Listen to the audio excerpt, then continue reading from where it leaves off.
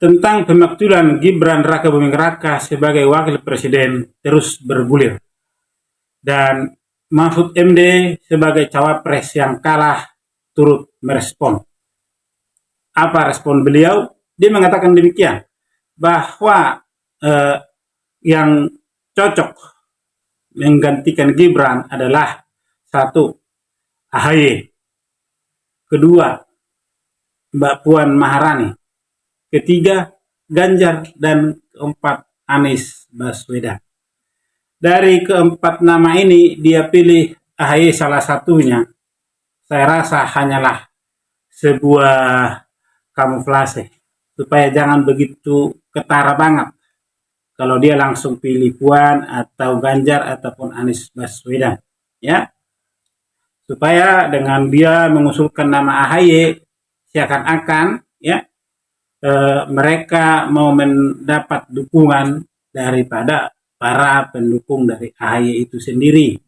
Nah, kemudian yang aneh di sini adalah ketika dia mengatakan bahwa Ganjar salah satu yang bisa menggantikan Gibran. Saya bisa katakan dari mana selama ini Mahfud MD ya? Dari manakah dia selama ini? Bukankah di awal dulu bahwa Bapak Jokowi sudah memasangkan Prabowo dengan Ganjar. Prabowo menjadi capres dan Ganjar menjadi cawapres. Tapi partai itu menolak. Ya. Nah, jika sekarang Ganjar dikatakan mau menggantikan Gibran, bukankah secara tidak langsung Mahfud MD telah mempermalukan partai pengusungnya sendiri? Atau mungkin kalau dia sekarang menjadi kader PDIP, dia telah mempermalukan PDIP itu sendiri? Haruskah dengan cara begitu supaya PDIP tetap bisa di pemerintahan? Nah, dulu ngotot harus menjadi capres dari mereka, harus jadi presiden dari PDIP, bukan wakil. Nah, setelah selesai pemilu dan setelah dilantik, ya, sekarang dia menyarankan Ganjar yang cocok menjadi wakil presiden menggantikan Gibran. Aneh kan? Kenapa bukan dia aja? Ya, kenapa bukan dia saja yang dia calonkan? Saya misalnya begitu. Ya, dulu saya jadi cawapres kalah. Mungkin ini kesempatan saya menjadi wapres, menggantikan Gibran. Gitu aja, jujur-jujur aja Pak Mahfud ya. Jangan berpolitisasi ya. Nah, kembali saya katakan tadi, Ganjar itu ingin jadi presiden ya. Kalau dia sekarang mau jadi wakil presiden, berarti telah menjual harga dirinya. Ya, dia telah menjual harga dirinya. Yang penting bisa masuk istana jadi wakil presiden pun oke-oke saja. Begitu. Kalau Anies Baswedan sih tak perlu kita komentar ya.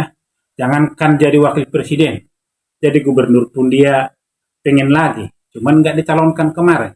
Jadi kalau ada saran untuk menggantikan Gibran jadi wakil presiden, contohnya namanya Anies, ya itu wajar-wajar sajalah, ya.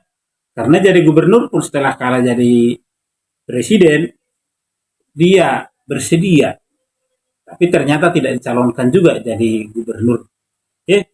Kemudian si Puan, alangkah malunya negara ini, ya.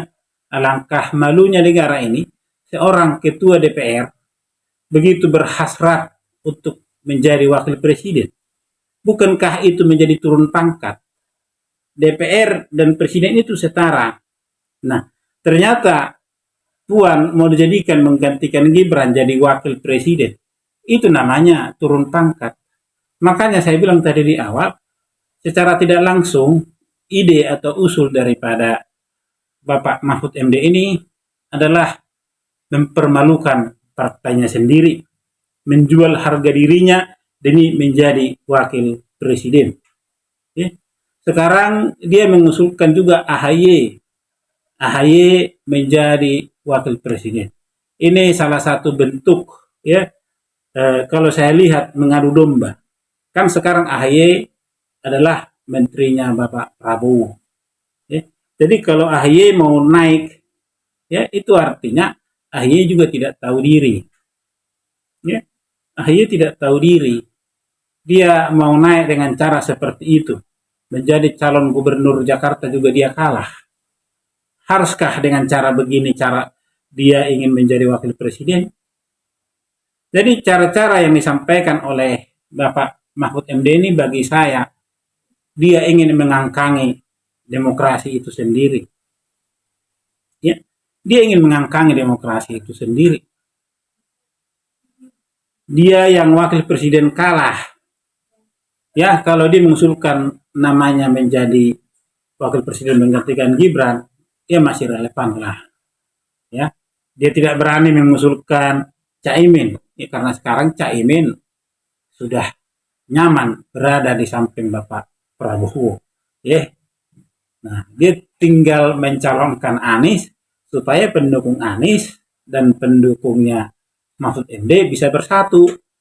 Nah, disinilah terlihat ya bahwa ada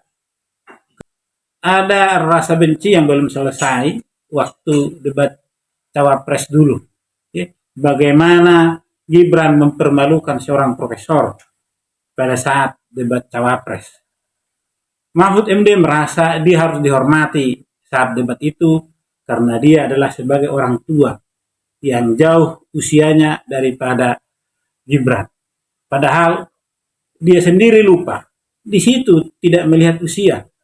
Di situ adalah posisi mereka sebagai cawapres. Maka berdebatlah sebagai cawapres. Bukan berdebat antara anak dan orang tua. Nah, disinilah terlihat ketidakdewasaan bagi seorang Mahfud MD. Saya dulu salut sama beliau. Hormat sama beliau. Begitu tegasnya dia waktu menjadi hakim MK. Ya, dia sangat tegas. Bagaimana juga statement-statement dia ketika berada di lingkungan Jokowi, ketika menjadi Menko, ya, ketika menjadi Menko, dia terlihat sangat elegan. Tapi ternyata ini semua terbukti siapa seorang Mahfud MD itu. Terlihat sudah sekarang. Maka akhir dari sebuah kompetisi terkadang membuktikan siapa orang itu sebenarnya kalau dia kalah dalam persaingan. Ya. Dan saya merasa pada saat ini saya sangat berterima kasih kenapa dia harus kalah. Karena terlihat sifatnya juga sekarang. Dari usul-usul yang nama yang dia sampaikan itu, ya kan, sudah jelas. AHY, menurut saya dia calonkan AHY, dia usulkan AHY, yaitu seolah-olah ingin memecah belah koalisi daripada Bapak Prabowo. Ya, dia usulkan Puan, dia tidak sadar ketua DPR mau jadi wakil presiden. Yang penting bisa di pemerintahan daripada sekarang berada menjadi partai oposisi begitu. Tapi kan malu dari ketua DPR jadi wakil presiden. Itu. Kemudian ngotot menjadi capres. Setelah kalah. Sekarang ingin jadi wakil presiden. Si Bapak Ganjar dia usulkan. Kan malu juga. Ya. Kalau Anies memang pantas, wajar. Ya. Anies memang wajar kalau dielu-elukan menggantikan Gibran. Karena apa? Jangankan wakil presiden, gubernur pun dia mau dicalonkan, tapi itu tak jadi. Ya, jadi menurut saya usul nama-nama yang disebutkan oleh Pak Mahfud MD ini karena hatinya tidak lagi bersih, pikirannya tidak bisa lagi menjangkau secara murni. Ya, usulan-usulan itu bagi saya hanyalah usulan karena panas hati. Tidak bisa mengalahkan Gibran Raka Buming Raka yang masih muda. Ya. Dan pemakzulan ini adalah bentuk ketidakpuasan